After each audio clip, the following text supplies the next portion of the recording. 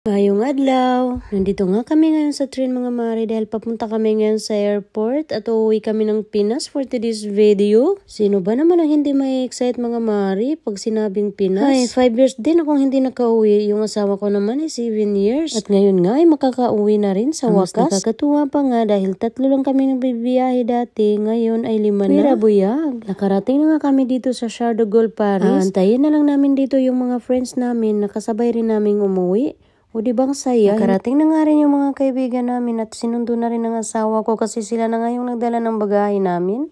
Sa dami pa naman kasi ng bagahe namin mga mare, hindi namin kakayanin. Buti na lang talaga at hinatid sila Maria ng brother-in-law niya kaya nakasakay yung iba naming gamit. At hito na nga mga mare, pumila na kami for chicken para naman mabawas-bawasan itong mga bit-bit namin sa sobrang dami ba naman ito at ang lilikot pa ng mga bata.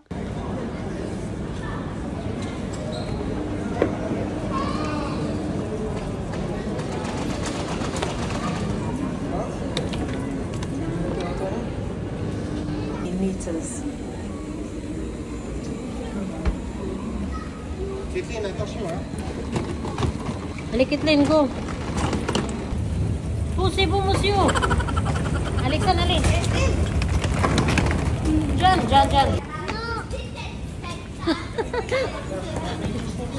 Ngantay mo rin. Naman sa magay.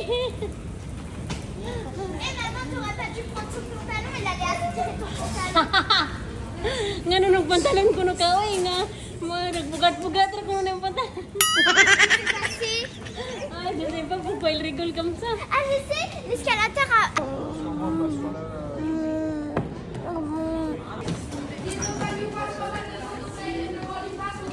Merci d'ouvrir les passeports à la page photo, s'il vous plaît.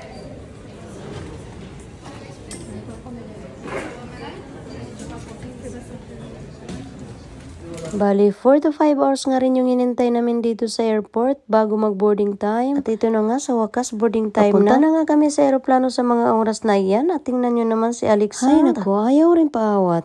Singapore Airlines nga pala itong napili naming airplane mga mare. Pagdating namin sa Singapore ay magsistay pa kami doon ng bali mga 12 hours siguro para papunta naman ng Pinas. Sarap talaga sa feeling kapag nagta-travel kayo kasama yung pamilya. Nung nakaraang uwi kasi namin mga mare, kaming dalawa lang ni Dave. Last minute decision na nga kasi yun kaya hindi nakasama si daddy dahil kailangan pa niya mag-leave. At 6 months nga mga mare bago malaman yung resulta kung na-approve or na-deny. At sobrang nakukulitan na talaga ako sa anak ko na to. Ayaw ibigay yung valis kahit na nahihirapan na siya. Pa namang nakasunod dito sa likuran ko. Ayan tuloy, iniwanan na kami ng daddy niya. Diyos mio, Marimar. Lisan mo na kasi dyan, Alexandra, at ako'y nauuhaw na. Sarap nang uminom ng nakakalasing.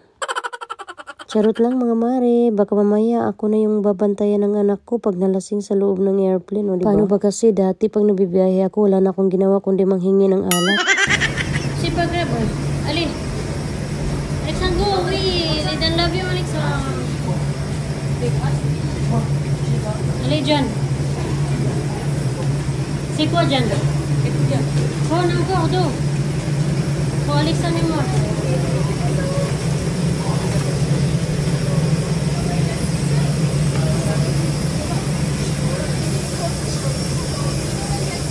Wow.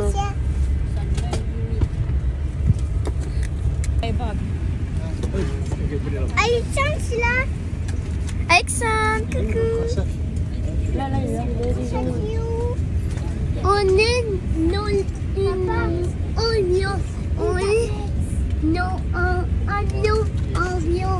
Laisse-les.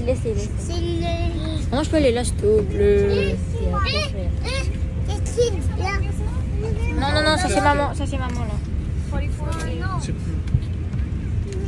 C'est derrière.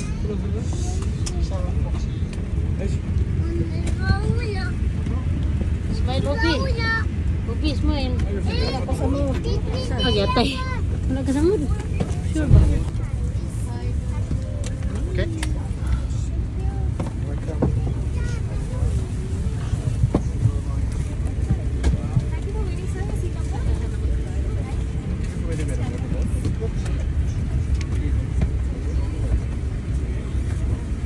Tu vomis pas, hein?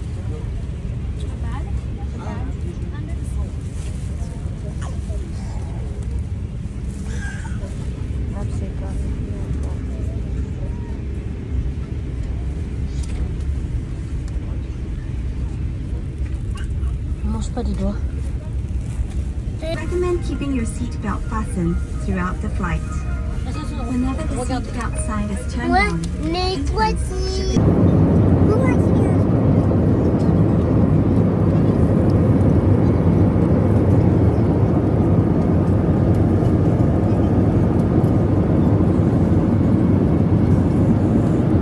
Hanggang dito na lang muna guys. Thank you for watching. Bye!